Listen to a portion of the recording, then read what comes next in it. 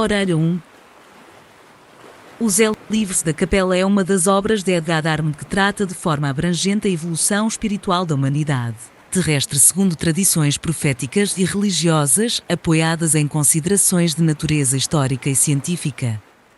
Além desta obra, que já é um best-seller, o autor nos legou ainda Almas Afins e Na Cortina do Tempo, que compõem uma trilogia sobre os caminhos da humanidade, além de diversas outras obras de conhecimentos doutrinários. Algumas estavam relativamente esquecidas ou sem condições de serem editadas, apesar de seu grande valor. Com satisfação, a editora Aliança reúne agora todas elas numa coletânea denominada Série Edgar Darman. O leitor ávido de conhecimentos certamente irá apreciá-la, enriquecendo significativamente sua vivência espiritual. Edgar Darman. Horário 2. O comandante Darman, assim conhecido por sua carreira na Força Pública do Estado de São Paulo, foi um dos grandes militantes espíritas no Brasil do século XX. Nasceu em Guaratinguetá, SP, a 14 de junho de 1894, tendo-se formado na Escola de Farmácia e Odontologia do Estado em 1926. Por seu prematuro afastamento da ativa, em virtude de sério acidente que sofreu, pôde dedicar-se em tempo integral à doutrina espírita. Consolidou a organização da Federação Espírita do Estado de São Paulo, atuando como secretário-geral nas décadas de 40, 50 e 60, onde contribuiu com a criação de vários programas de inestimável valor para a doutrina, como a Escola de Aprendizes do Evangelho, o curso de médiuns e a assistência espiritual padronizada. Seu nome também se encontra entre os fundadores da USE, União das Sociedades Espíritas do Estado de São Paulo. Foi o inspirador da criação do movimento da Aliança Espírita Evangélica e do setor 111 da Fraternidade dos Discípulos de Jesus.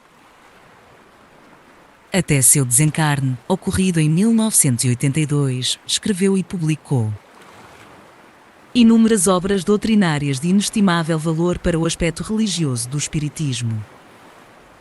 Advertência: esta não é uma obra de erudição ou de ciência, que se apoia em documentos ou testemunhos oficialmente aceitos e de fácil consulta. É um simples ensaio de reconstituição histórico-espiritual do mundo, realizado com auxílio da inspiração ou 0101 inspiração, fenômeno psíquico segundo o qual ideias e pensamentos são emitidos e recebidos telepaticamente.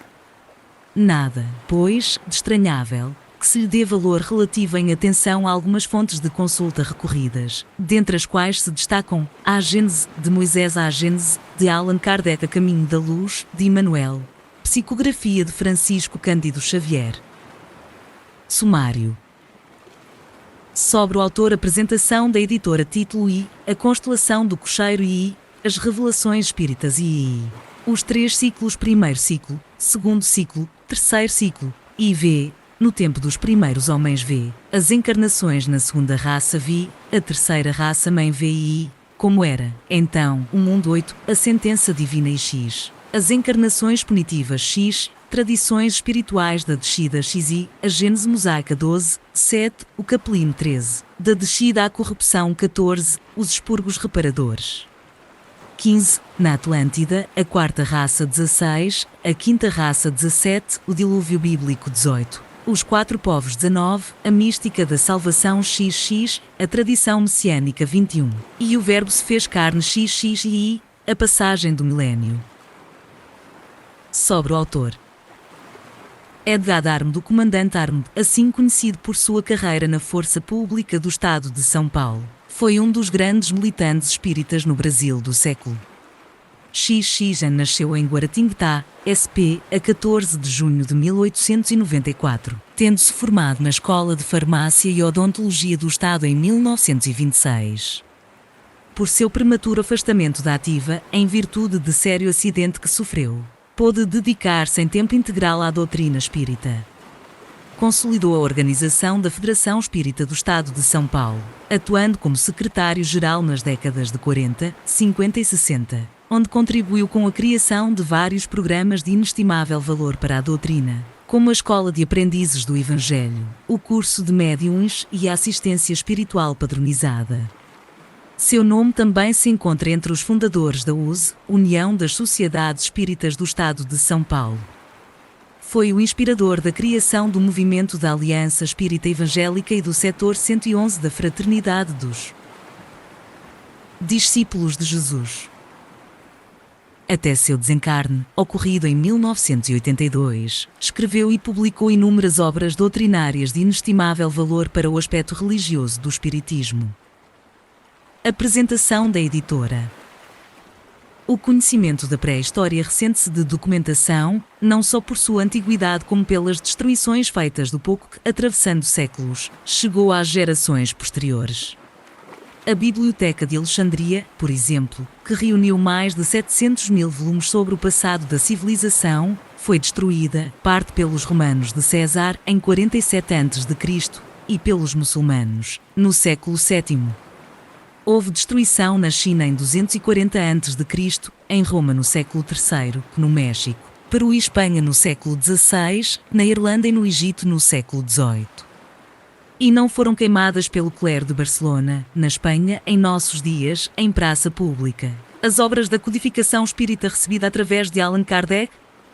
Pode-se dizer que as fogueiras e os sacos representaram, na longa noite da Idade Média, portas que se fecharam fortemente para o conhecimento de tudo quanto ocorrera no passado da humanidade, sobretudo na pré-história.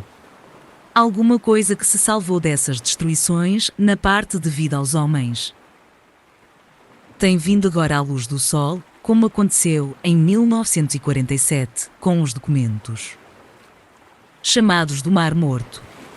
Este trabalho de levantamento do passado está recebendo agora um forte impulso por parte de devotados investigadores, na forma de publicações literário-científicas animadas de um interesse que não se esgota.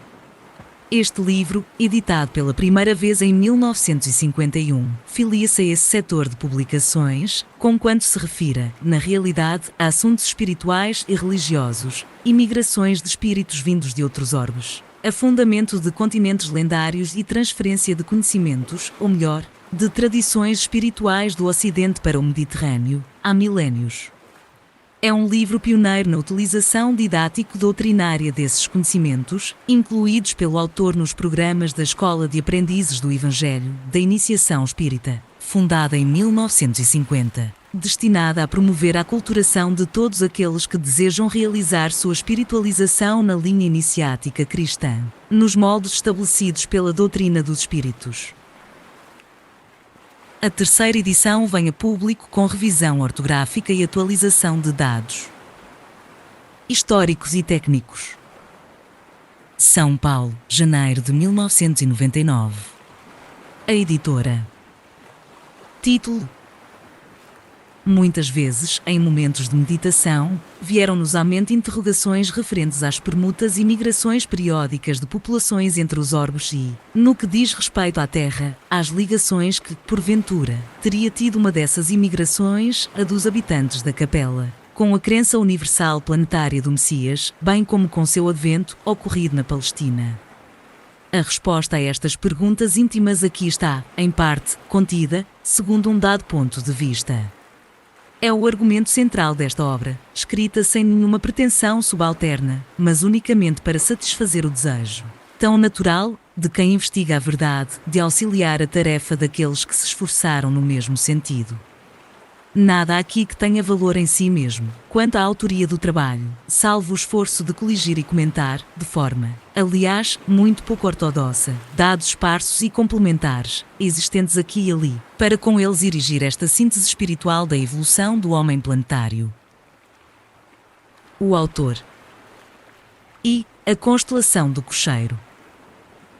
Nos mapas zodiacais, que os astrônomos terrestres compulsam em seus estudos, observa-se, desenhada, uma grande estrela na constelação do Cocheiro que recebeu, na Terra, o nome de Cabra ou Capela. Magnífico Sol entre os astros que nos são mais vizinhos, ela. Na sua trajetória pelo infinito, faz acompanhar, igualmente, da sua família de mundos, cantando as glórias divinas do ilimitado. A caminho da luz, Emmanuel, capítulo. E a constelação do Cocheiro é formada por um grupo de estrelas de várias grandezas, entre as quais se inclui a Capela, de primeira grandeza, que, por isso mesmo, é alfa da constelação. Capela é uma estrela inúmeras vezes maior que o nosso Sol e, se este fosse colocado em seu lugar, mal seria percebido por nós, à vista desarmada. Dista da Terra cerca de 45 anos-luz, distância esta que, em quilómetros, se representa pelo número de 4.257 seguido de 11 zeros.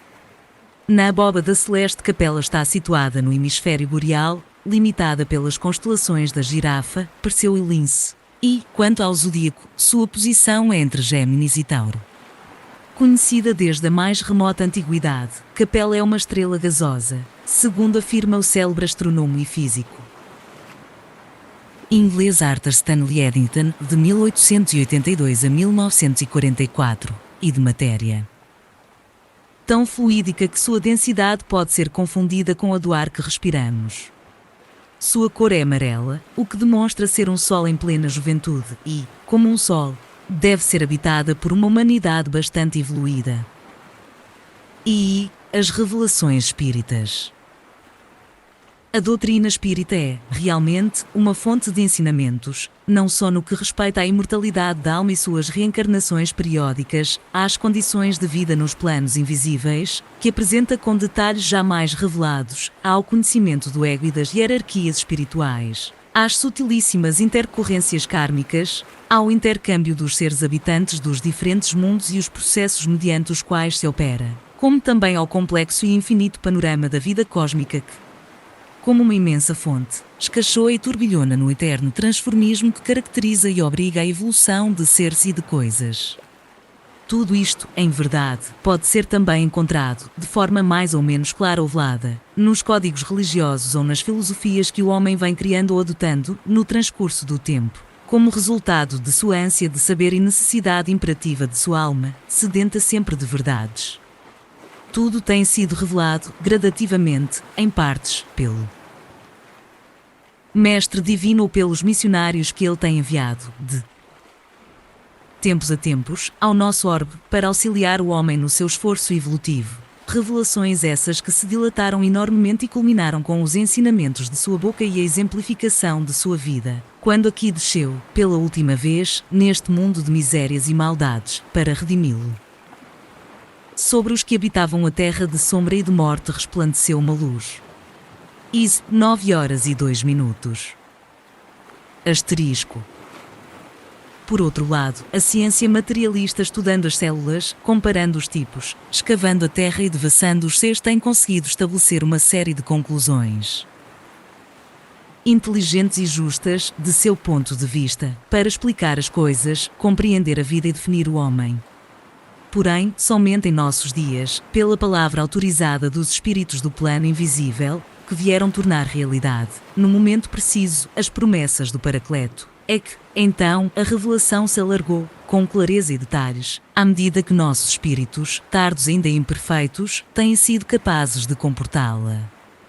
Cumpre-se, assim, linha por linha, a misericordiosa promessa do Cristo de nos orientar e esclarecer, quando disse: Eu rogarei ao Pai e Ele vos dará outro Consolador, para que fique convosco para sempre, o Espírito de verdade, que o mundo não pode receber porque não o vê nem o conhece, mas vós o conheceis porque habita convosco e estará em vós. J.O. 14:16-17. Ainda um pouco e o mundo não me verá mais, porém vós me vereis, porque eu vivo e vós vivereis. J.O. 14:19. Não vos deixarei órfãos, voltarei para vós. Ainda tenho muitas coisas para vos dizer, mas não as podeis suportar agora. Porém, quando vier aquele Espírito de verdade, ele vos ensinará todas as coisas e vos guiará em toda a verdade. J.O. 14h18, 16:12-13, asterisco. Sim, não nos deixaria órfãos e, realmente, não nos tem deixado. Já é grande e precioso o acervo de verdades de caráter geral que nos tem sido trazido, principalmente após o advento da terceira revelação pela mediunidade e, sobretudo, nos terrenos da moral e das revelações espirituais entre os mundos. Porém, é necessário também que se diga que nesse outro setor, mais transcendente, dos conhecimentos cósmicos, um imenso horizonte ainda está escondido por detrás da cortina do ainda é sido e, somente, Com o tempo e com a ascensão na escada evolutiva, poderá o homem desvendar os apaixonantes e misteriosos arcanos da criação divina. Asterisco. Emmanuel, um desses espíritos de verdade, vem se esforçando, de algum tempo a esta parte, em auxiliar a humanidade nesse sentido, levantando discretamente e com auxílio de outros benfeitores autorizados, novos campos da penetração espiritual, para que o homem deste fim de ciclo realize um esforço maior de ascensão e se prepare melhor para os novos embates do futuro, no mundo renovado do terceiro milénio que tão rapidamente se aproxima. Asterisco. Assim, sabemos agora que esta humanidade atual foi constituída, em seus primórdios, por duas categorias de homens, a saber, uma retardada, que veio evoluindo lentamente, através das formas rudimentares da vida terrena, pela seleção natural das espécies, ascendendo trabalhosamente da inconsciência para o instinto e deste para a razão, homens, vamos dizer autóctonos, componentes das raças primitivas das quais os primatas foram o tipo anterior mais bem definido, e outra categoria, composta de seres mais evoluídos e dominantes, que constituíram as levas exiladas da Capela. 2. O belo orbe da constelação do Cocheiro a que já nos referimos, além dos inumeráveis sistemas planetários que formam a portentosa, inconcebível e infinita criação universal. 2. Também notícias de que, em outras épocas, desceram à Terra instrutores vindos de Vênus. Esses milhões de Advenas para aqui transferidos, em época impossível de ser agora determinada, eram detentores de conhecimentos mais amplos e de entendimentos mais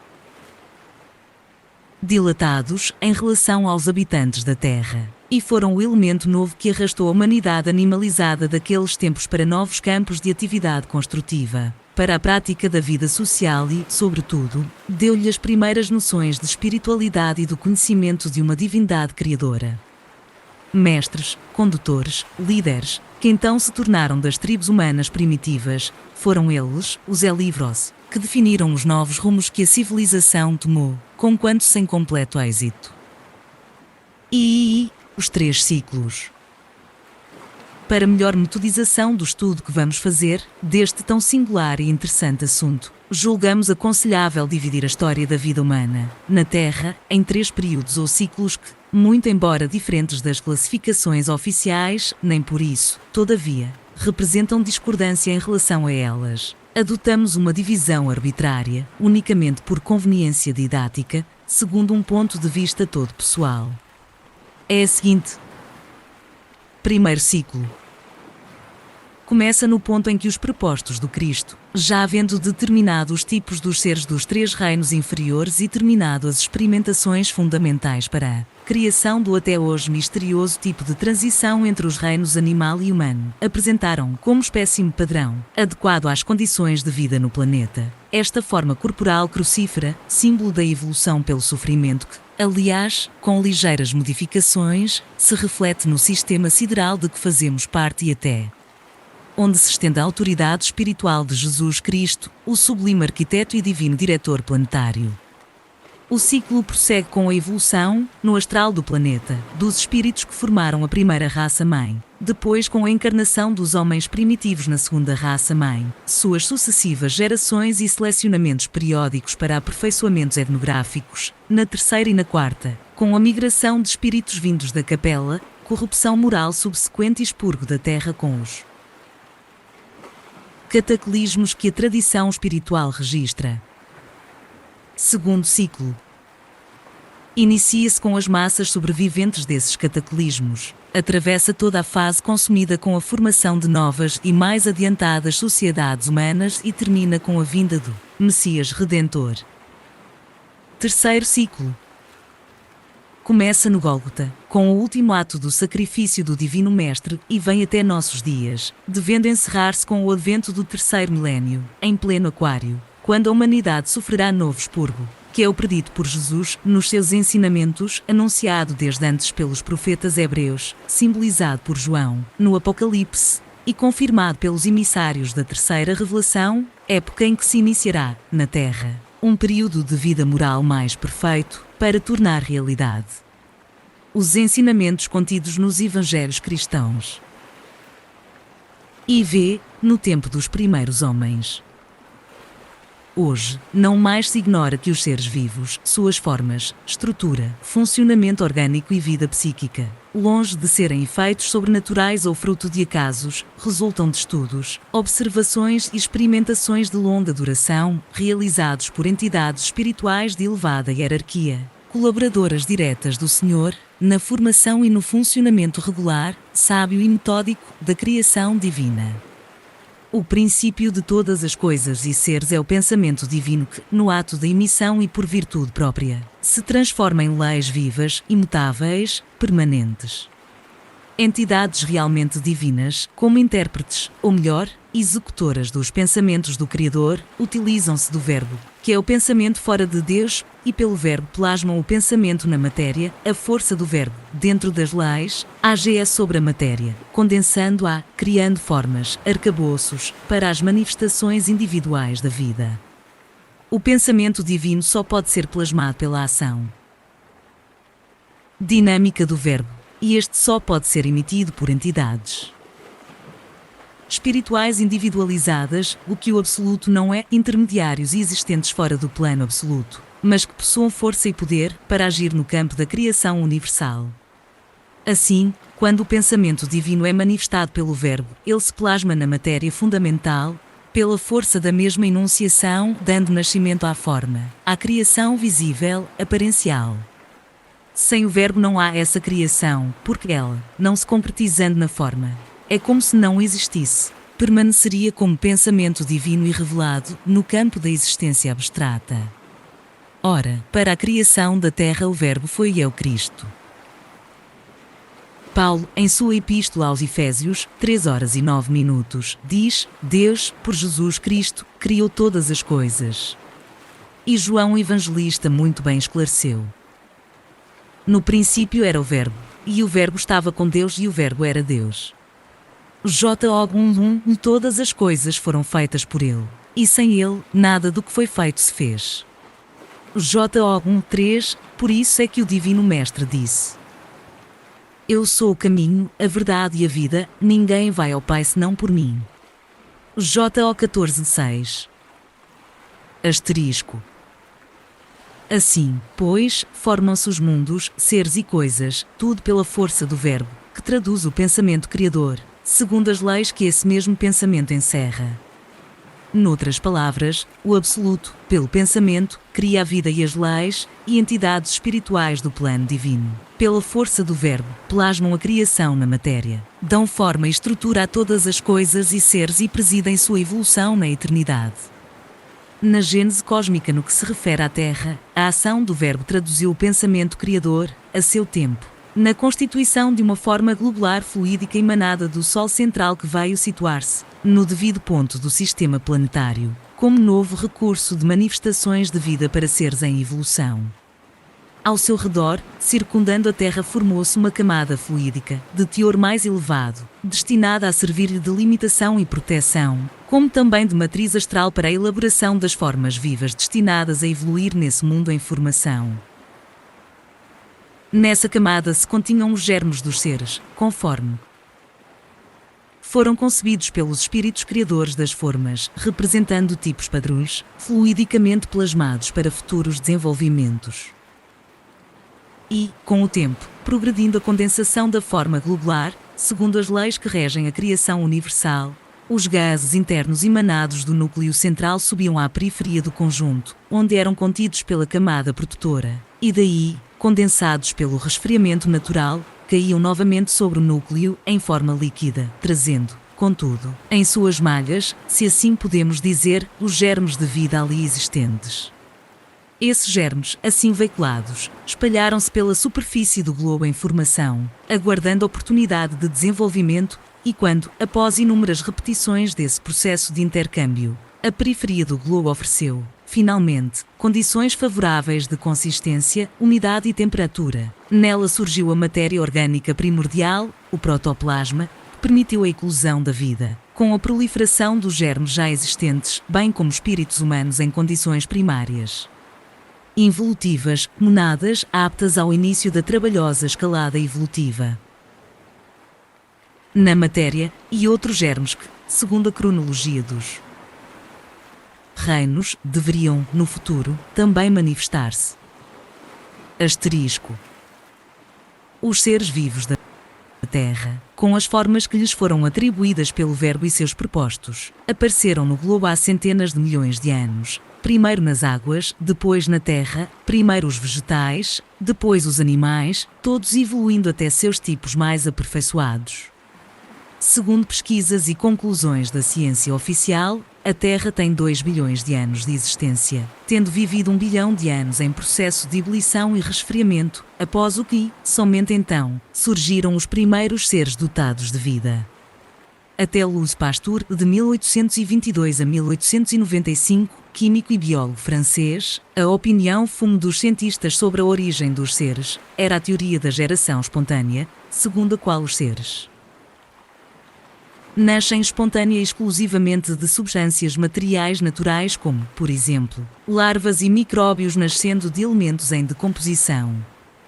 Com as pesquisas e conclusões deste eminente sábio francês, o conhecimento se modificou e ficou provado que os germes nascem uns dos outros, não tendo valor científico a suposição da geração espontânea, conquanto o problema continuasse ainda de pé em relação ao primeiro ser, do qual os demais se geraram.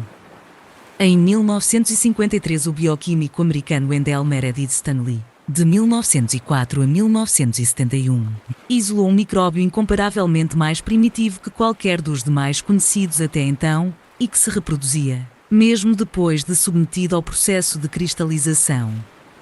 Como, até então, nenhum ser vivo pudera ser cristalizado e continuar a viver. Daí se concluiu que o ser em questão era um intermediário entre a matéria inerte e a matéria animada pela vida. Admitiram os pesquisadores que esse fato veio preencher a grande lacuna existente entre os seres vivos mais atrasados e as mais complexas substâncias orgânicas inanimadas como, por exemplo, as proteínas. Esse ser seria então, academicamente falando, o ponto de partida para as gerações dos seres vivos existentes na Terra, os quais, há 1,5 bilhão de anos, vêm evoluindo sem cessar, aperfeiçoando as espécies e suas atividades específicas. Asterisco.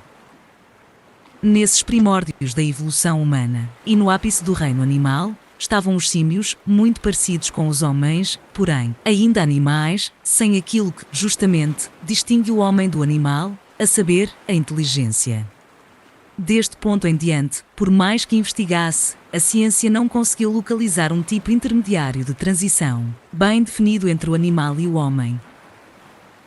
Descobriu fósseis de outros reinos e pôde classificá-los, mas nada obteve sobre o tipo de transição para o homem. Todo o esforço se reduziu na exumação de 2 ou 3 crânios encontrados algures e que foram aceitos, a título precário, como pertencentes a esse tipo desconhecido e misterioso a que nos estamos referindo. Realmente, em várias partes do mundo, foram descobertos restos de seres que, após exames acurados, foram aceitos como pertencentes antepassados do homem atual. Segundo a ciência oficial, quando o clima da Terra se amenizou, em princípios do Mioceno, uma das 4 grandes divisões da Era Terciária, isto é, o período geológico que antecedeu o atual, e os antigos bosques tropicais começaram a ceder lugar aos prados verdes, os antigos seres vivos que moravam nas árvores foram descendo para o chão, e aqueles que aprenderam a caminhar erguidos formaram a estirpe da qual descende o homem atual. Entre estes últimos, que conseguiram erguer-se, prevaleceu um tipo, que foi chamado procônsul, mais ou menos há 25 milhões de anos, o que era positivamente um símio. E os tipos foram evoluindo até que, mais ou menos há 1,5 milhão de anos, surgiram as espécies mais aproximadas do tipo humano. Realmente, na Ásia, na África e na Europa foram descobertos esqueletos de antropoides, macacos semelhantes ao homem, não identificados. Nas camadas do Pleistoceno 3, inferior, também chamado Paleolítico, período antigo da Era da Pedra Lascada, e no Neolítico, Era da Pedra Polida, vieram à luz instrumentos, objetos e restos de dentes, ossos e chifres, cada vez mais bem trabalhados. 3. O Pleistoceno corresponde ao começo da Era Quaternária, tempos chamados pré-históricos. Em 1807 surgiu em Heidelberg, Alemanha, um maxilar inferior e em Pitlow, Inglaterra, um crânio e uma mandíbula um tanto diferentes dos tipos antropoides, até que Finalmente surgiram esqueletos inteiros desses seres, permitindo melhores exames e conclusões. Primeiramente surgiram criaturas do tamanho de um homem, que andavam de pé, tinham um cérebro pouco desenvolvido, as quais foram chamadas Pithecanthropo, o homem de Java, que viveram entre 550 e 200 mil anos atrás. Em seguida surgiu o Sinanthropus, o homem de Pequim, de cérebro também muito precário. Mais tarde surgiram tipos de cérebro mais evoluídos que viveram de 150 a 35 mil anos atrás e foram chamados de homens de solo, na Polinésia, de Florisbad, na África do Sul ou da Rodésia, na África. E o mais generalizado de todos, chamado homem de Neandertal asterisco, no centro da Europa, cujos restos, em seguida, foram também encontrados nos outros continentes.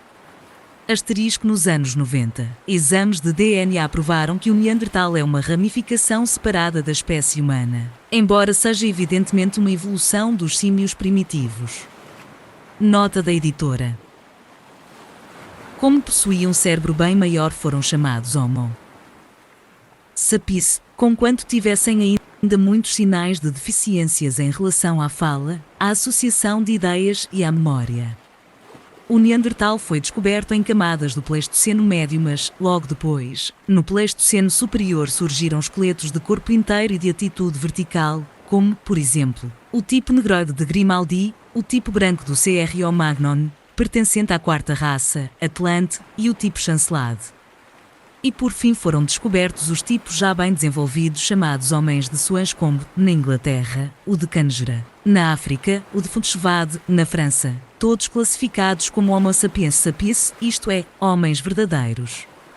Ainda hoje existem na Rodésia, África, tipos semelhantes ao Neandertal, que levam vida bestial e possuem crânio delicocéfalo, 4, ovalado, com diâmetro transversal um quarto menor que o diâmetro longitudinal. 4. Dolicocéfalo, tipo humano cuja largura de crânio tem 4/5 do seu comprimento, confrontar. Novo Dicionário Aurélio, Nova Fronteira. Nota da editora: estes tipos, estudados e classificados pela ciência, conquanto tenham servido de base para suas investigações e conclusões, não valem todavia como prova da existência do tipo de transição. Na realidade, a ciência ignora a data e o local do aparecimento do verdadeiro tipo humano, como também ignora qual o primeiro ser que pode ser considerado como tal. O elo, portanto, entre o tipo animal mais evoluído e o homem primitivo, se perde entre o Pithecanthropo, que era bestial, e o Homo sapiens que veio 400 mil anos mais tarde. Asterisco. Em resumo, eis a evolução do tipo humano, símios ou primatas, tipo evoluído de primata, proconsol, 25 milhões de anos. Homo erectus, Pithecanthropus e Sinanthropus, 500 mil anos. Homo sapiens, Sol, Rodésia, Florisbad, Neandertal, 150 mil anos. Homo sapiens sapiens Westcombe, Canjera, Fontchevade, Cro-Magnon e chancelade, 35 mil anos. Asterisco. É bem de ver que se houvesse existido esse tipo intermediário, inúmeros documentos fósseis dessa espécie existiriam, como existem de todos os outros seres vivos, e, assim, como houve e ainda há inúmeros símios, representantes do ponto mais alto da evolução dessa classe de seres, também haveria os tipos correspondentes, intermediários entre uns e outros. Se a ciência, até hoje, não descobriu esses tipos intermediários é porque eles realmente não existiram na Terra. Foram plasmados em outros planos de vida, onde os prepostos do Senhor realizaram a sublime operação de acrescentar ao tipo animal mais perfeito e evoluído de sua classe os atributos humanos que, por si sós, conquanto aparente e inicialmente invisíveis, dariam ao animal condições de vida enormemente diferentes e possibilidades evolutivas impossíveis de existirem no reino animal, cujos tipos se restringem e se limitam em si mesmos. Sobre assunto de tão delicado aspecto, ouçamos o que diz o instrutor Emmanuel, em comunicação recebida, em 1937, pelo médium Francisco Cândido Xavier e que transcrevemos in letris. Amigos, que a paz de Jesus descanse sobre vossos corações. Segundo estudos que pude efetivar em companhia de elevados mentores da espiritualidade, posso dizer-vos francamente que todas as formas vivas da natureza estão possuídas de princípios espirituais e princípios que evoluem da alma fragmentária até à racionalidade do homem. A razão, a consciência, a noção de si mesmo constituem na individualidade a súmula de muitas lutas e de muitas dores, em favor da evolução anímica e psíquica dos seres. O processo, portanto, da evolução anímica se verifica através de vidas cuja multiplicidade não podemos imaginar, nas nossas condições de personalidades relativas, vidas essas que não se circunscrevem ao reino nominal, mas que representam o transunto das mais várias atividades em todos os reinos da natureza. Todos aqueles que estudaram os princípios de inteligência dos considerados absolutamente irracionais, grandes benefícios produziram no objetivo de esclarecer esses sublimes problemas do drama infinito do nosso progresso pessoal. O princípio inteligente, para alcançar as cunhadas da racionalidade, teve de experimentar estágios outros de existência nos planos de vida. Os protozoários são embriões de homens, como o selvagem das regiões ainda incultas são os embriões dos seres angélicos. O homem, para atingir o complexo de suas perfeições biológicas na Terra, teve o concurso de espíritos livres de um mundo melhor para o orbe terráqueo. Espíritos esses que se convencionou chamar de componentes da raça adâmica, que foram em tempos remotíssimos desterrados para as sombras e para as regiões selvagens da Terra, porquanto a evolução espiritual do mundo em que viviam não mais a tolerava, em virtude de suas reincidências no mal. O vosso mundo era então povoado pelos tipos do primato hominus, dentro das eras da caverna e do sílex, e essas legiões de homens singulares, pelo seu assombroso e incrível aspecto, se aproximavam bastante do Pithecanthropus erectus, estudado pelas vossas ciências modernas como um dos respeitáveis ancestrais da humanidade. Foram, portanto, às entidades espirituais a que me referi que, por misericórdia divina e em razão das novas necessidades evolutivas do planeta, imprimiram um novo fator de organização às raças primigénias, dotando-as de novas combinações biológicas, objetivando o aperfeiçoamento do organismo humano. Os animais são os irmãos inferiores dos homens. Eles também, como nós, vêm de longe, através de lutas incessantes e redentoras e são, como nós, candidatos a uma posição brilhante na espiritualidade. Não é em vão que sofrem nas fainas benditas da dedicação e da renúncia em favor do progresso dos homens. Seus labores, penosamente efetivados, terão um prêmio que é o da evolução na espiritualidade gloriosa.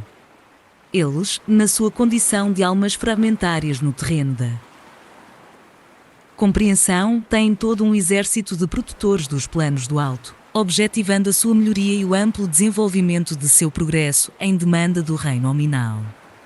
Em se desprendendo do invólucro material, encontram imediatamente entidades abnegadas que os encaminham na senda evolutiva, de maneira que a sua marcha não encontre embaraços quaisquer que os impossibilitem de progredir, como se torna necessário, operando-se sem perda de tempo a sua reencarnação. O macaco, tão carinhosamente estudado por Darwin nas suas cogitações filosóficas e científicas, é um parente próximo das criaturas humanas, falando-se fisicamente, com seus pronunciados laivos de inteligência. Mas a promoção do princípio espiritual do animal à racionalidade humana se processa fora da Terra, dentro de condições e aspectos que não posso vos descrever, dada a ausência de elementos analógicos para as minhas comparações. E que Jesus nos inspire, esclarecendo as nossas mentes em face de todas as grandiosidades das leis divinas imperantes na criação. Asterisco.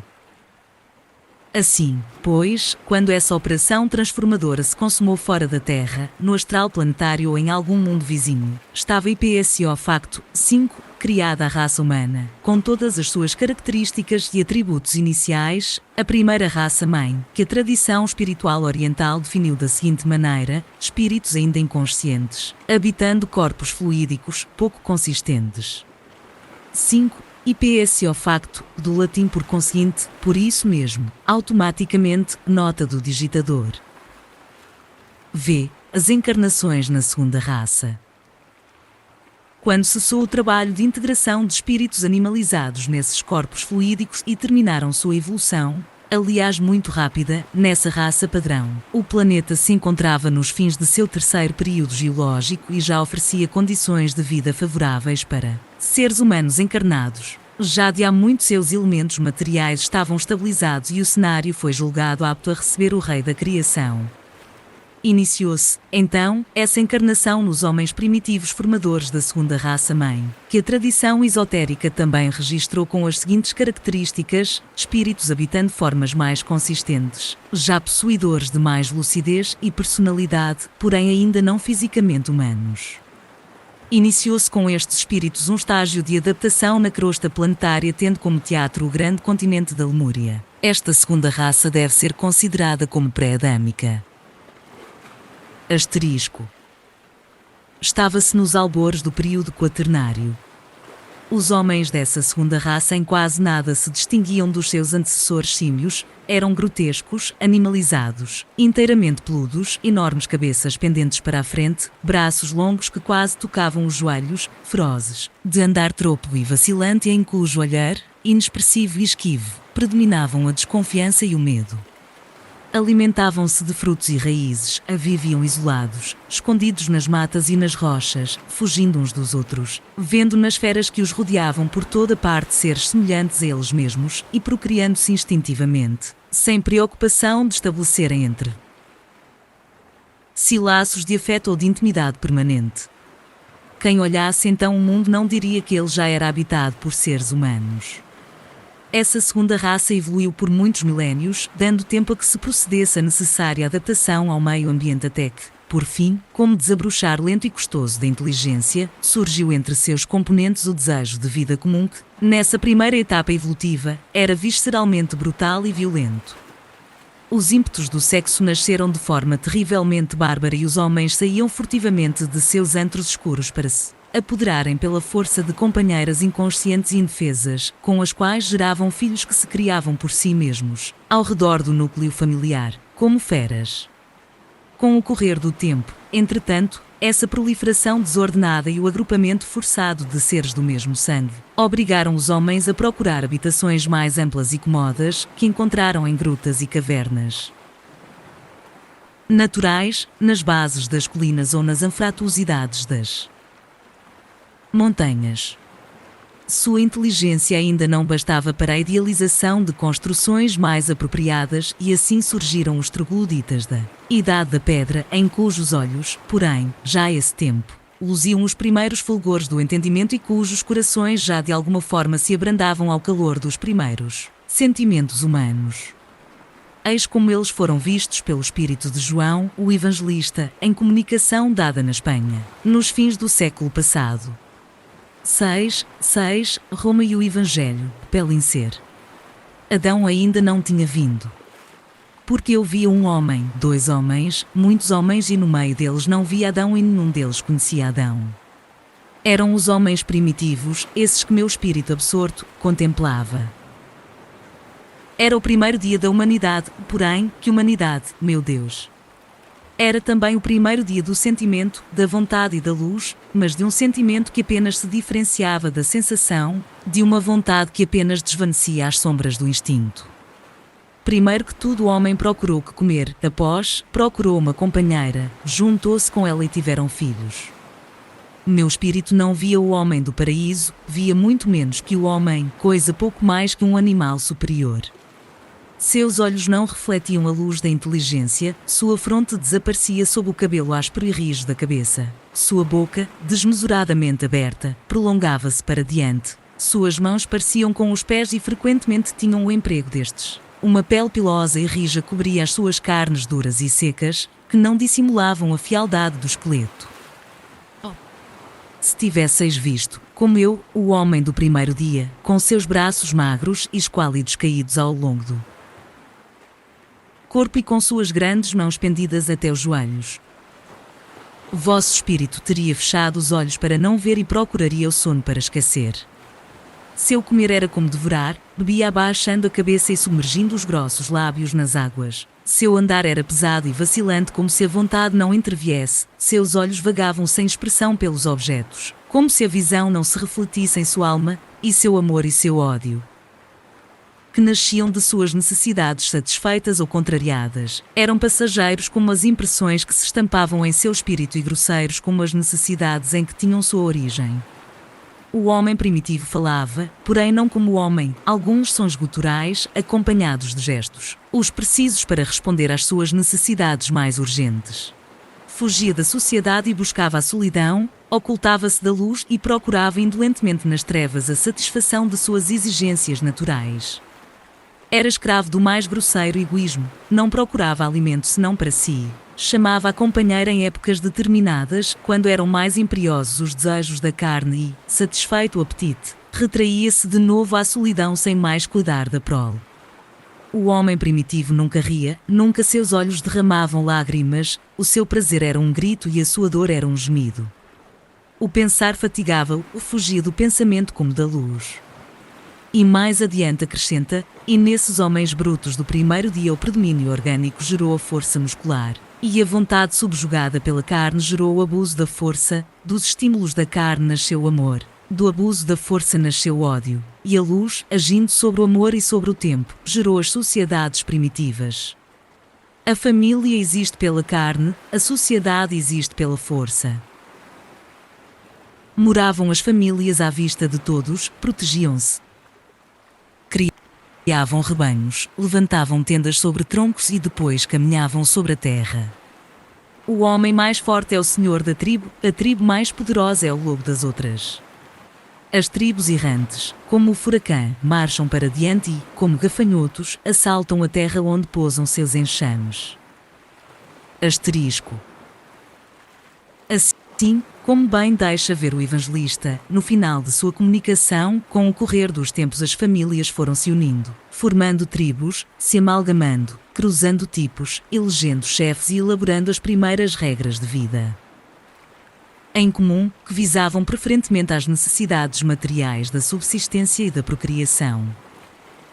Vi, a terceira raça-mãe. Estava-se no período em que a ciência oficial denomina Era da Pedra Lascada, em que o engenho humano, para seu uso e defesa, se utilizava do sílex como arma primitiva e tosca. Nessa época, em pleno quaternário, por efeito de causas pouco conhecidas, ocorreu um resfriamento súbito da atmosfera, formando-se geleiras que cobriam toda a Terra. O homem, que mal ainda se adaptava ao ambiente planetário, temeroso e hostil, teve então seus sofrimentos agravados com a necessidade vital de defender-se do frio intenso que então sobreveio, cobrindo-se de peles de animais subjugados em lutas temerárias e desiguais, em que lançava mão de armas rudimentares e insuficientes contra feras e monstros terríveis que o rodeavam por toda parte. Foi então que o seu instinto e as inspirações dos assistentes invisíveis o levaram à descoberta providencial do fogo, o novo e precioso elemento de vida e defesa, que abriu à humanidade torturada de então novos recursos de sobrevivência e de conforto. Entretanto, tempos mais tarde, as alternativas da evolução física do globo determinaram acentuado aquecimento geral,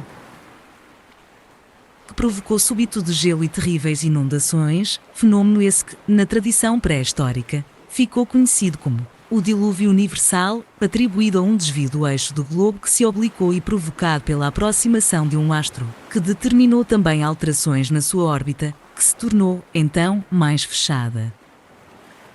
Asterisco. Mas o tempo transcorreu em sua inexorável marcha e o homem, a poder de sofrimentos indizíveis e penosíssimas experiências de toda a sorte, conseguiu superar as dificuldades dessa época tormentosa. Acentuou-se, em consequência, o progresso da vida humana no orbe, surgindo as primeiras tribos de gerações mais aperfeiçoadas, que formaram a humanidade da terceira raça-mãe, composta de homens de porte agigantado, cabeça mais bem conformada e mais ereta, braços mais curtos e pernas mais longas, que caminhavam com mais aprumo e segurança, em cujos olhos se vislumbravam mais acentuados lampejos de entendimento. Nasceram principalmente na Lemúria e na Ásia e suas características etnográficas, maiormente no que respeita à cor da pele, cabelos e feições do rosto, variavam muito, segundo a alimentação, os costumes e o ambiente físico das regiões em que habitavam. Eram nomades, mantinham-se em lutas constantes entre si e mais que nunca predominavam entre eles a força e a violência, A lei do mais forte prevalecendo para a solução de todos os casos, problemas ou divergências que entre eles surgissem. Todavia, formavam já sociedades mais estáveis e numerosas, do ponto de vista tribal, sobre as quais dominavam, sob o caráter de chefes ou patriarcas, aqueles que fisicamente houvessem conseguido vencer todas as resistências e afastar toda a concorrência. Do ponto de vista espiritual ou religioso, essas tribos eram ainda absolutamente ignorantes e já de alguma forma fetichistas, pois adoravam, por temor ou superstição instintiva, fenômenos que não compreendiam e imagens grotescas representativas tanto de suas próprias paixões e impulsos nativos, como de forças maléficas ou benéficas que ao seu redor se manifestavam perturbadoramente. Da mesma comunicação de João Evangelista, a que já nos referimos, transcrevemos aqui mais os seguintes e evocativos períodos. Depois do primeiro dia da humanidade, o corpo do homem aparece menos feio, menos repugnante à contemplação de minha alma. Sua fronte começa a debochar-se na parte superior do rosto, quando o vento açoita e levanta as ásperas melenas que a cobrem. Os seus olhos são mais vivos e transparentes, o seu nariz é mais afilado e levantado e a sua boca é menos proeminente. Seus braços são menos longos e esquálidos, suas carnes menos secas, suas mãos menos volumosas e com dedos mais prolongados, os ossos do esqueleto mais arredondados, mais bem dispostos aos movimentos das articulações, maior elasticidade existe nos músculos e mais transparência na pele que cobre todo o corpo. No seu olhar se reflete o primeiro raio de luz intelectual, como um primeiro despertar do seu espírito adormecido. No seu caminhar, já menos lerdo e vacilante, adivinha-se a ação inicial da vontade, o princípio das manifestações espontâneas. Procura a mulher e não mais a abandona, assiste-lhe no nascimento dos filhos, com quem reparte o calor e o alimento. O sentimento começa a despertar-lhe. Asterisco. A humanidade, nessa ocasião, estava então num ponto em que uma ajuda exterior era necessária e urgente, não só para consolidar os poucos e laboriosos passos já palmilhados, como, principalmente, para dar diretrizes mais seguras e mais amplas no sentido evolutivo. Em nenhuma época da vida humana tem faltado o auxílio do alto que, quase sempre, se realiza pela descida de emissários autorizados. O problema da Terra, porém, naqueles tempos, exigia para sua solução medidas mais amplas e mais completas que, aliás, não tardaram a ser tomadas pelas entidades espirituais responsáveis pelo progresso planetário, como veremos em seguida. VI, como era, então, o mundo. O panorama geográfico da Terra, nessa época, era o seguinte: Oriente A. O grande continente da Lemúria que se estendia das alturas da ilha de Madagascar para o leste e para o sul, cobrindo toda a região ocupada hoje pelo Oceano Índico, descendo até a Austrália e incluindo a Polinésia. B. A região central da Ásia, limitada ao sul pelo Himalaia e que se estendia para leste, Pacífico adentro.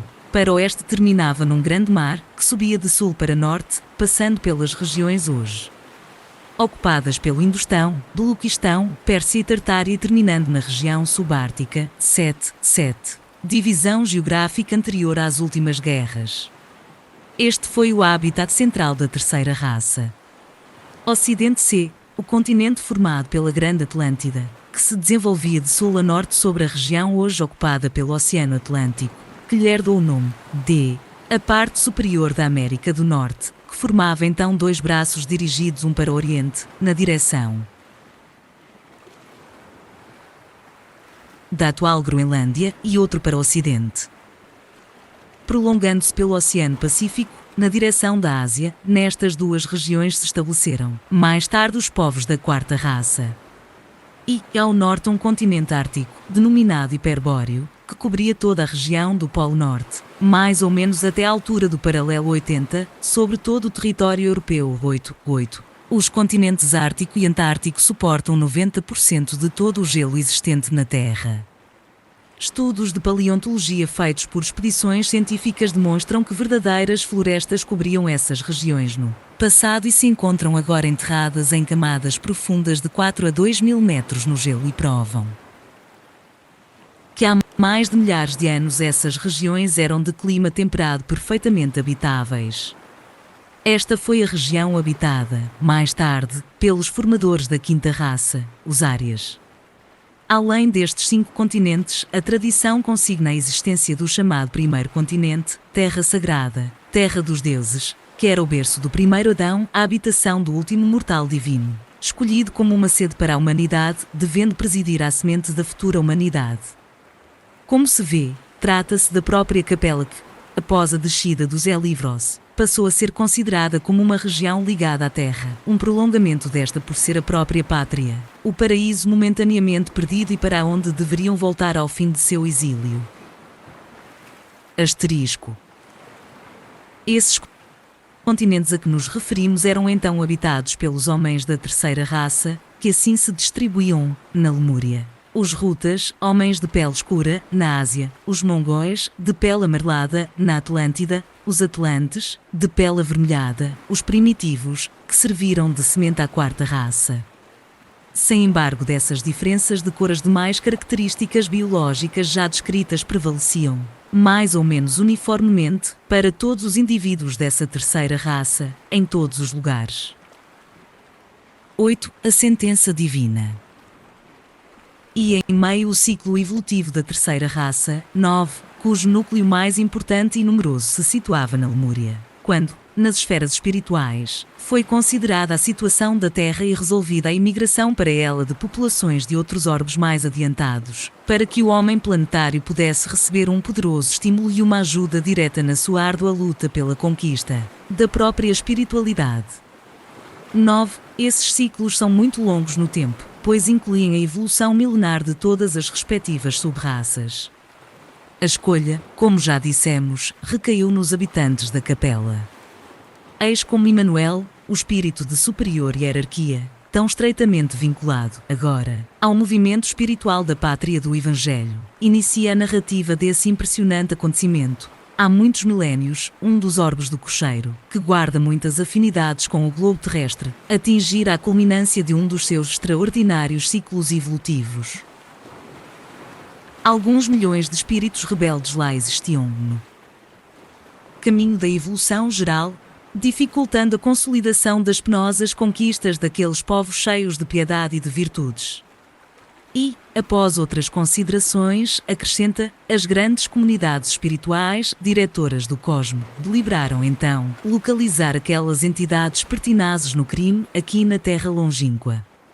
Dá-nos, pois, assim, Emmanuel, com estas revelações de tão singular natureza, as premissas preciosas de conhecimentos espirituais transcendentes relativos à vida planetária. Conhecimentos estes já de alguma forma focalizados pelo codificador, 10. Que abrem perspectivas novas e muito dilatadas à compreensão de acontecimentos históricos que, de outra forma, como, aliás, com muitos outros tem sucedido, permaneceriam na obscuridade ou, na melhor das hipóteses, não passariam de lendas.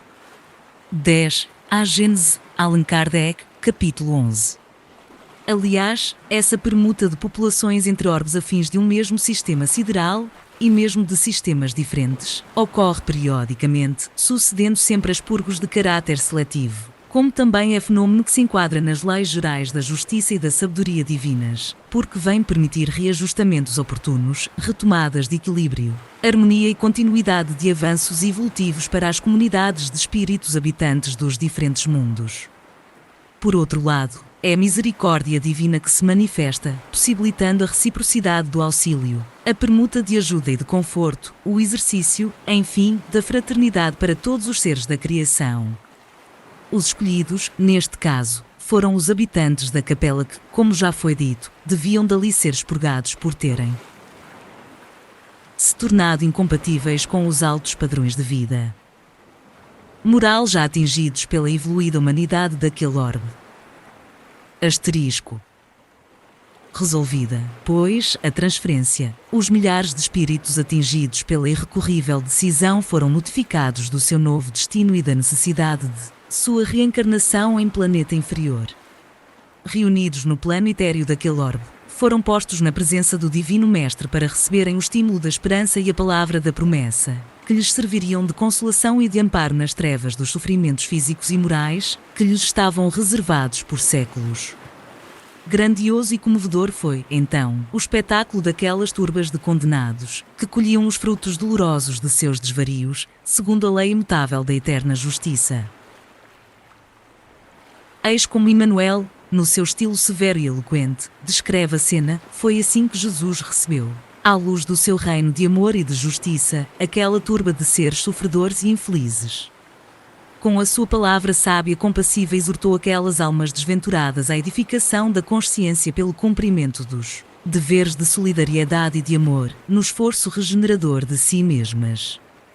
Mostrou-lhes os campos de lutas que se desdobravam na terra, envolvendo-as no halo bendito de sua misericórdia e de sua caridade sem limites.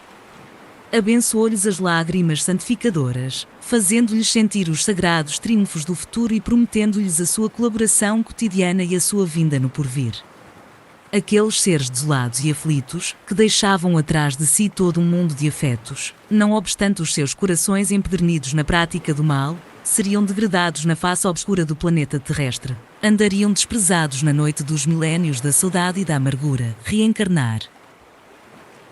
Se iam no seio das raças ignorantes e primitivas a lembrarem o paraíso perdido nos firmamentos distantes. Por muitos séculos não veriam a suave luz da capela, mas trabalhariam na terra acariciados por Jesus e confortados na sua imensa misericórdia. Asterisco. E assim a decisão irrevogável se cumpriu e os Elivros, fechados seus olhos para os esplendores da vida feliz no seu mundo, foram arrojados na queda tormentosa, para de novo somente abri-los nas sombras escuras de sofrimento e de morte, do novo habitat planetário. Foram as cortes de Lúcifer que, avassaladas pelo orgulho e pela maldade, se precipitaram dos céus à terra, que daí por diante passou a ser-lhes a morada purgatorial por tempo indefinido. E após a queda, conduzidos por entidades amorosas, auxiliares do Divino Pastor, foram os degradados reunidos no etéreo terrestre e agasalhados em uma colonia espiritual, acima da crosta, onde, durante algum tempo, permaneceriam em trabalhos de preparação e de adaptação para a futura vida a iniciar-se no novo ambiente planetário. 11. Não confundir esse estágio pré-encarnativo dos capelinos com o período astral, preparatório, dos espíritos formadores da primeira raça-mãe, que a teosofia, para nós, erroneamente, denominar a raça adâmica. E X. As encarnações punitivas.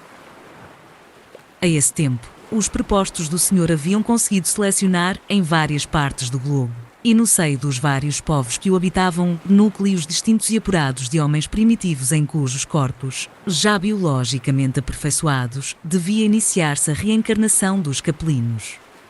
Esses núcleos estavam localizados no Oriente, no Planalto do Pamir, no centro-norte da Ásia e na Lemúria, e no Ocidente entre os primitivos atlantes e, entre todos, os chineses, mongóis. Eram os mais adiantados, como confirma Emmanuel, quando diz: quando se verificou a chegada das almas proscritas da capela, em épocas remotíssimas, já a existência chinesa contava com uma organização regular, oferecendo os tipos mais homogéneos e mais selecionados do planeta, em face dos remanescentes humanos primitivos. Suas tradições já andavam, de geração em geração, construindo as obras do porvir. E acrescenta, inegavelmente o mais prístino foco de todos os surtos evolutivos do globo é a China milenária. 12. Para a ciência oficial, a civilização chinesa não vai além de 300 anos antes de nossa era, mas suas tradições fazem-na remontar a mais de 100.000 anos. A civilização chinesa, entretanto, veio da Atlântida primitiva, vide o capítulo 15, o que demonstra ser muito anterior até mesmo a esta última data. Os capelinos, pois, que já estavam reunidos, como vimos, no etéreo terrestre, aguardando o momento propício, começaram, então, a encarnar nos grupos selecionados a que já nos referimos, predominantemente nos do Planalto do Pamir, que apresentavam as mais aperfeiçoadas condições biológicas e etnográficas, como sejam pele mais clara, cabelos mais lisos, rostos de traços mais regulares, porte físico mais desempenado e elegante. A respeito dessa miscigenação, a narrativa de Emmanuel, se bem que de um ponto de vista mais geral não deixa, contudo, de ser esclarecedora. Diz ele, aquelas almas aflitas e atormentadas encarnaram-se proporcionalmente nas regiões mais importantes, onde se haviam localizado as tribos e famílias primitivas, descendentes dos primatas. E com a sua reencarnação no mundo terreno estabeleciam-se fatores definitivos na história etnológica dos seres. Asterisco. Dessa forma, pois, é que se formaram nessas regiões os primeiros núcleos raciais da nova civilização em perspectiva que, dali, foram se espalhando, em sucessivos cruzamentos, por todo o globo, máximo no Oriente, onde habitava a terceira raça, em seus mais condensados agrupamentos. Vejamos, agora, novamente, o evangelista descrever esse acontecimento, numa visão retrospectiva de impressionadora e poética beleza. De onde vieram esses homens, novos no meio dos homens? A terra não lhes deu nascimento, porque eles nasceram antes de ela ser fecunda. No meio dos homens antigos da terra descubro homens novos, meninos, mulheres e varões robustos. De onde vieram esses homens que nasceram antes da fecundidade da terra? Em cima e ao redor da terra, rodopiam os céus e os infernos, como sementes de geração e de luz. O vento sopra para onde o impulsa a mão que criou a sua força, e o espírito vai para onde o chama o cumprimento da lei. Os homens novos que descubro entre os homens antigos da terra, os quais nasceram antes desta ser fecunda, vêm a ela em cumprimento de uma lei e de uma sentença divina. Eles vêm de cima, pois vêm envoltos em luz, e a sua luz é um farol para os que moram nas trevas da terra. Se, porém, seus olhos e suas frontes desprendem luz, nos semblantes eles trazem o estigma da maldição. São árvores de pomposa folhagem, mas privadas de frutos, arrancadas e lançadas fora do paraíso, onde a misericórdia as havia colocado e de onde as desterrou por algum tempo. A sua cabeça é de ouro, as suas mãos de ferro e os seus pés de barro. Conheceram o bem, praticaram a violência e viveram para a carne. A geração proscrita traz na fronte o selo da sentença, mas também tem o da promessa no coração. Tinham pecado por sabedoria e orgulho e seu entendimento obscureceu-se. A obscuridade foi a sentença do entendimento ensoberbado, e a luz, a promessa da misericórdia que subsiste e subsistirá. Bem-aventurados os que choram por causa das trevas e da condenação e cujos corações não edificam moradas nem levantam tendas. Porque serão peregrinos no cárcere e renascerão para morar perpetuamente, de geração em geração, nos cimos onde não há trevas, porque recuperarão os dons da misericórdia na consumação. Asterisco. A descida dessa raça maior causou, como era natural, no que respeita à vida de seus habitantes primitivos, sensível modificação no ambiente terrestre que, ainda mal refeito das convulsões telúricas que assinalaram os primeiros tempos de sua formação geológica, continuava, entretanto, sujeito a profundas alterações e flutuações de ordem geral. Como já dissemos, toda mudança de ciclo evolutivo acarreta profundas alterações, materiais e espirituais, nos orbes em que se dão, nos seres, na terra e nas águas há terríveis convulsões, deslocamentos, subversões de toda ordem com dolorosos sofrimentos para todos os seus habitantes. Logo, após, os primeiros contatos que se deram com os seres primitivos e, reencarnados os capelinos nos tipos selecionados já referidos, verificou-se de pronto tamanha dessemelhança e contraste, material e intelectual, entre essas duas espécies de homens, que sentiram aqueles imediatamente a evidente e assombrosa superioridade dos Advenas, que passaram logo a ser considerados super-homens, semideuses, filhos de Deus, como diz a Gênese mosaica, e, como é natural, a dominar e dirigir-os terrícolas. Formidável impulso, em consequência, foi então imprimido à incipiente civilização terrestre em todos os setores de suas atividades primitivas. De trogloditas habitantes de cavernas e de tribos selvagens aglomeradas em palafitas, passaram então, os homens, sob o impulso da nova direção, a construir cidades nos lugares altos, mais defensáveis e mais secos, em torno das quais as multidões aumentavam dia a dia. Tribos nomades se reuniam aqui e ali, formando povos e nações, com territórios já agora mais ou menos delimitados. E, com o correr do tempo, definiram-se as massas etnográficas com as diferenciações asseguradas pelas sucessivas e bem fundamentadas reproduções da espécie.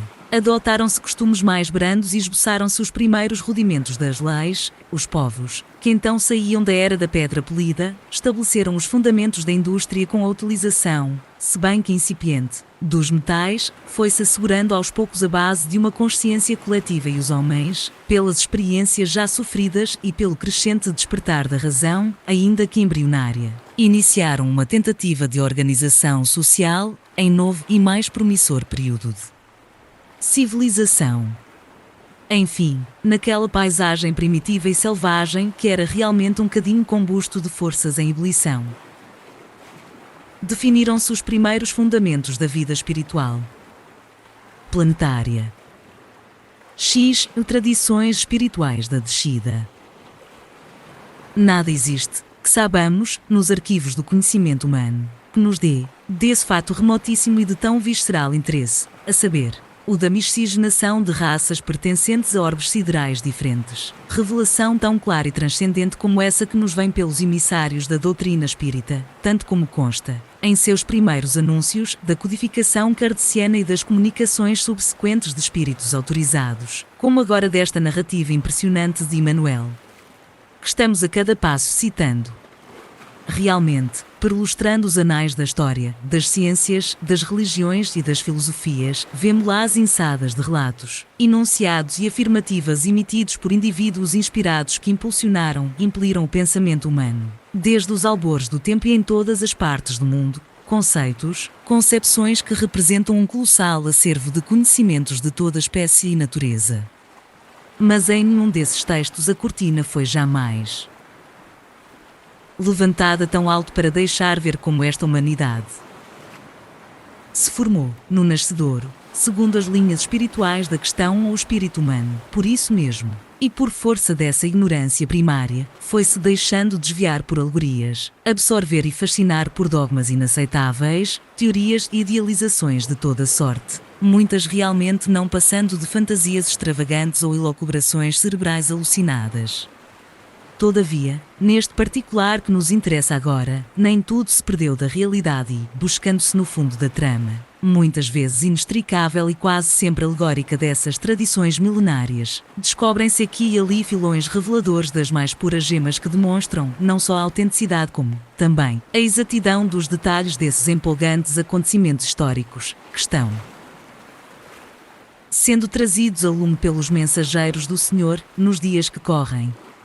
Assim, compulsando-se a tradição religiosa dos hebreus, verifica-se que o livro apócrifo de Enoque diz, em certo trecho, capítulo 6h21, houve anjos, chamados veladores, que se deixaram cair do céu para amar as filhas da terra.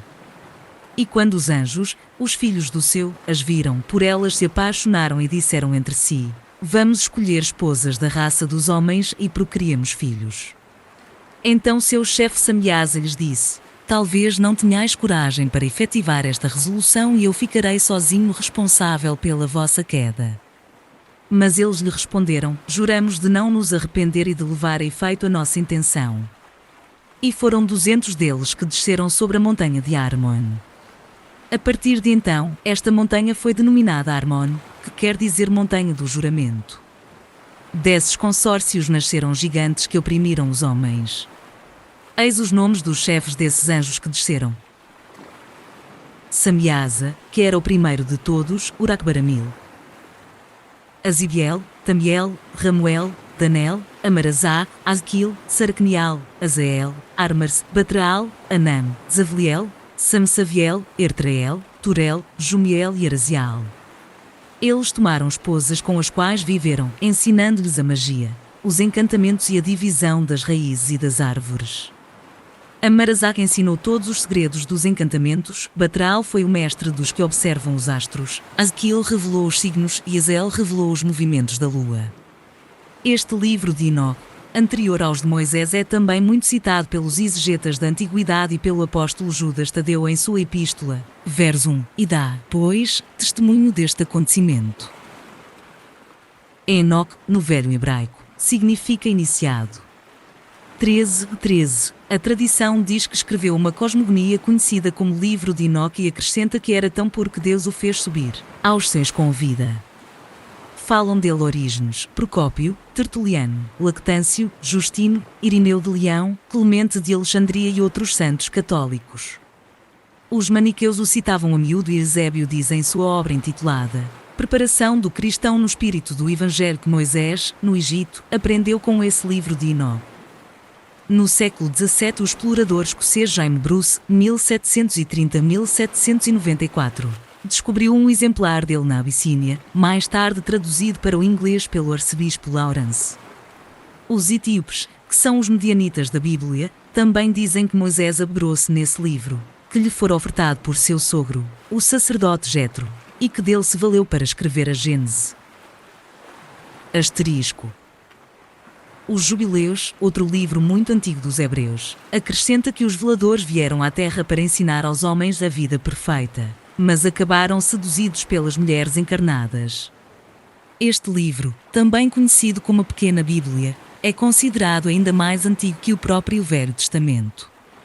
Na mesma tradição dos Hebreus vemos que Moisés, o filho de Termotis e sacerdote do Templo de Mênfis, que veio à Terra com a missão de fundar com esse povo escravo, após sua libertação, a religião monoteísta e a nação de Israel, para que, no seu seio, único então considerado preferível, descesse mais tarde ao planeta o Messias Redentor. Moisés também se referiu ao transcendente fato e o consignou na sua Gênese para que à posteridade fosse assegurado mais este testemunho de sua autenticidade.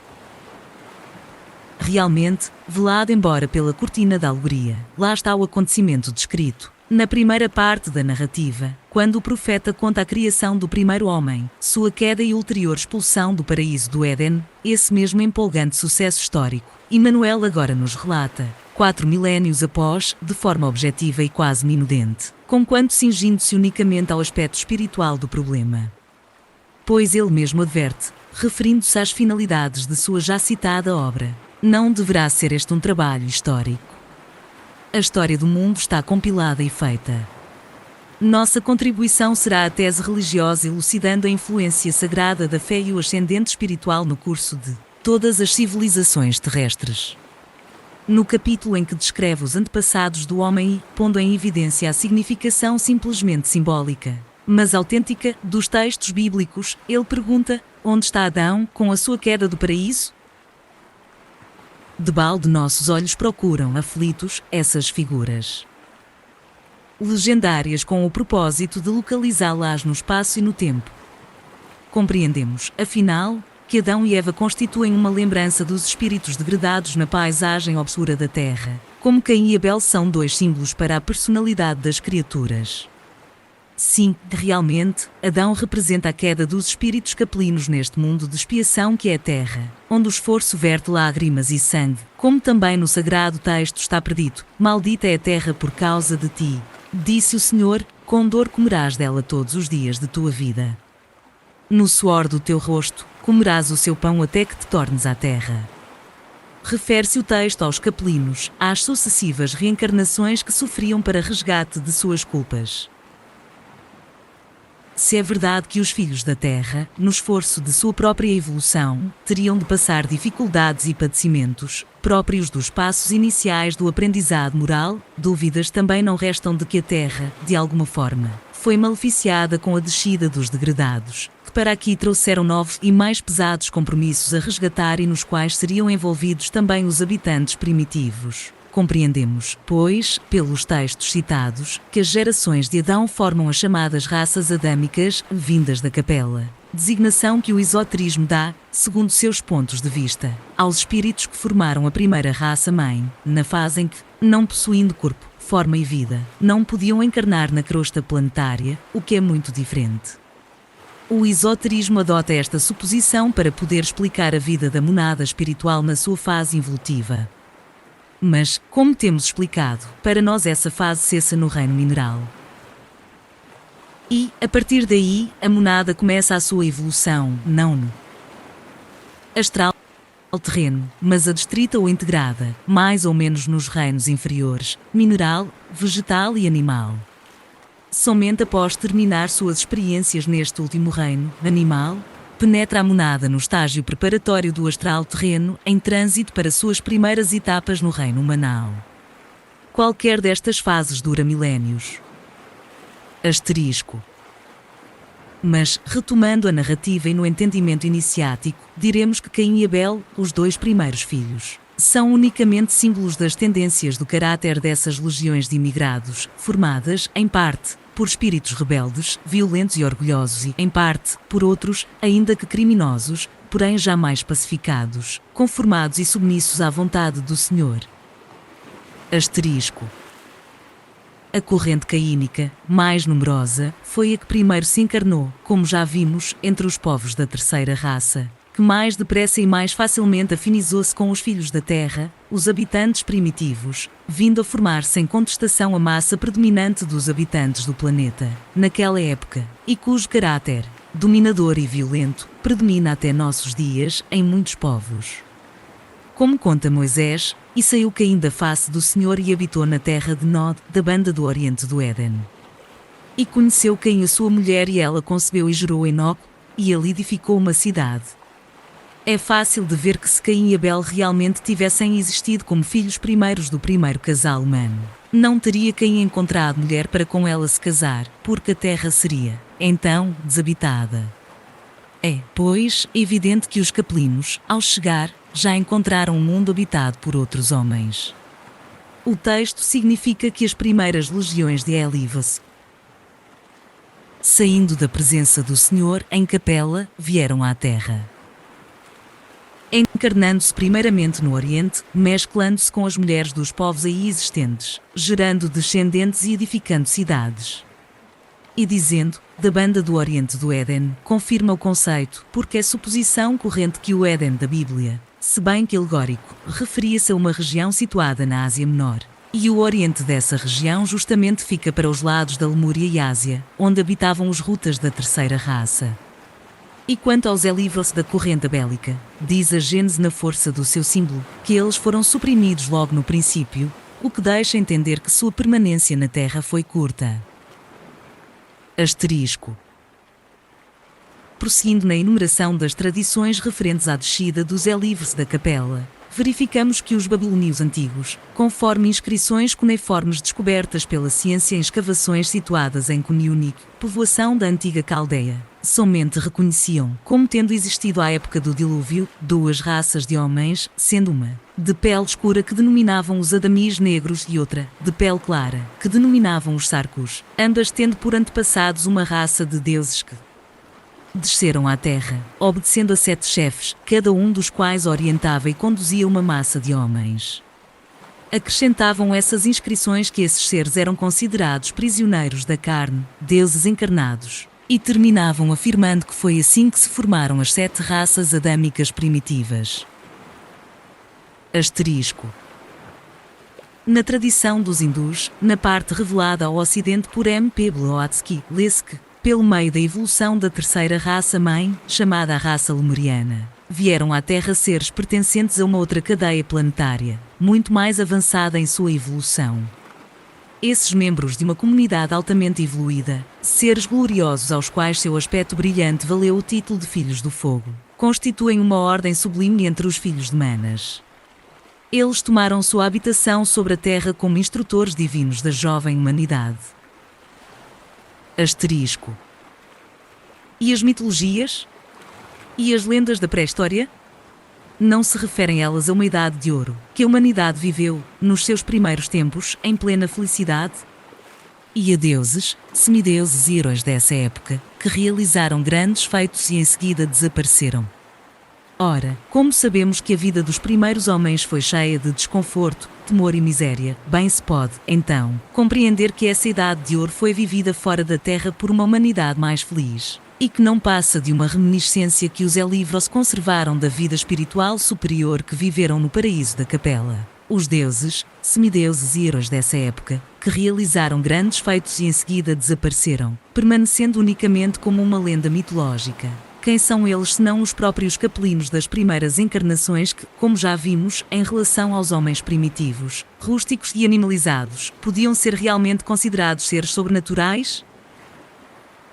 E os heróis antigos que se revoltaram contra Zeus, o deus grego, para se apoderarem do Sol, e foram arrojados ao Tártaro. Não serão os mesmos espíritos refugados da capela que lá no seu mundo se rebelaram e que, por isso, foram projetados na Terra? Os heróis antigos, que se tornavam imortais e semideuses, não eram sempre filhos de deuses mitológicos e de mulheres encarnadas? Pois esses deuses são os capelinos que se ligaram às mulheres da Terra. Plutarco escreveu que os heróis podiam subir, aperfeiçoando-se, ao grau de demoníos, daimon, gênios, espíritos protetores e até ao de deuses, espíritos superiores. O oráculo de Delfos, na Grécia, a miúdo, anunciava essas ascensões espirituais dos heróis gregos. Isso não deixa patente o conhecimento que tinham os antigos sobre as reencarnações, a evolução dos espíritos e o intercâmbio entre os mundos? Asterisco. Uma lenda dos índios Paiute, da América do Norte, conta que o deus Imã disputou com outro e foi expulso do céu, tornando-se um gênio do mal. Lendas mexicanas falam de um deus, Suota, que se rebelou contra o ente supremo e foi arrojado à terra, como também de gênios gigantescos, os Quinanus, que tentaram apoderar-se do universo e foram eliminados. Finalmente, uma lenda asteca conta que houve um tempo em que os deuses andavam pela terra, que esta era, nessa época, um magnífico horto, pleno de flores e frutos. Tudo isso, porventura, não são alusões evidentes e claras à descida dos capelinos e suas encarnações na Terra? Asterisco. Como bem se pode, então, ver, as tradições orientais e de outros povos antigos, inclusive a dos hebreus, guardam notícias dos acontecimentos que estamos narrando e, em várias outras fontes do pensamento religioso dos antigos, poderíamos buscar novas confirmações, se não devêssemos, como é de nosso intento, nos restringir às de origem espírita, por serem as mais simples e acessíveis à massa comum dos leitores, e, também, porque este nosso trabalho não deve ter aspecto de obra de erudição, enredando-se em complexidades e mistérios de caráter religioso ou filosófico, mas, simplesmente, de crença em revelações espirituais, provindas de espíritos autorizados, responsáveis pelo esclarecimento das mentes humanas neste século de libertação espiritual. Como remate destas tradições, citamos agora a obra de Hilarion do Monte Nebo, membro categorizado da Fraternidade Essénia, contemporâneo e amigo de Jesus. Investigador da pré-história, com revelações conhecidas por Moisés anteriormente, segundo as quais sobreviventes do segundo afundamento da Atlântida aportaram à costa do Mediterrâneo, a nordeste, nas faldas de uma cordilheira, onde formaram um pequeno aglomerado de colonização, no qual nasceu uma criança a que deram o nome de Abel. Aquela região pertencia ao reino de Itea, futura Fenícia, governada pela Confederação Cômoda, fraternidade de orientação socio-espiritualista, que exercia incontestada hegemonia sobre grande parte do mundo então conhecido e cuja sede fora transferida de Nhangadá, no delta do Nilo, para um ponto entre os rios Eufrates e Tigre, na Mesopotâmia, e cujo nome era La Paz.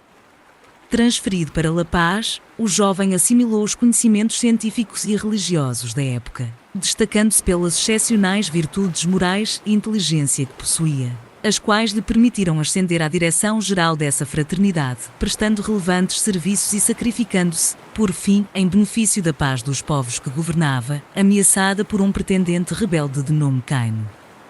Abel, pelas suas virtudes e seu sacrifício, foi considerado um verdadeiro missionário divino, o sexto da série, entre Krishna, o quinto, e Moisés, o sétimo, antecessores de Buda e de Jesus.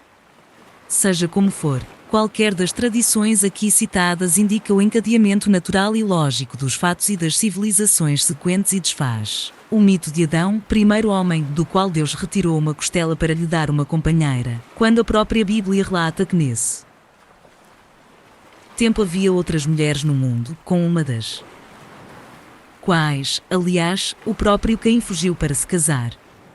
Moisés, que conhecia a verdade, estabeleceu esse mito devido à ignorância e à imaturidade espiritual do povo que salvara da escravidão no Egito, com o qual deveria formar uma nação monoteísta.